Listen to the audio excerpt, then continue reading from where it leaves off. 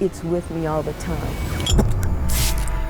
There's been nights where I woke up coughing up blood. My name is Cathy. I'm 65 years old and I live in Killeen, Texas. I first noticed my cough right after the Gulf War. I was in the Army. My job was to maintain the chemical equipment. But in the beginning, I thought this dry hacking cough was normal. You know, I thought it was seasonal, but it wouldn't go away. And it got worse as time grew on. Coughing up blood, coughing spells that would last so long they were scary, but I was dealing with it. And then all of a sudden, I woke up and my hair didn't get up off the pillow. My hair was dying at the roots.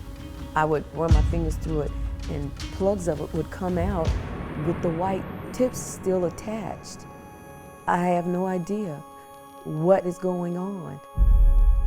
For the past 28 years, they did test after test, x-ray after x-ray, blood tests, comb biopsies. I've had all manner of inhalers. It may work for like 2 or 3 days, and then that cough's back full strong, like it grew muscles.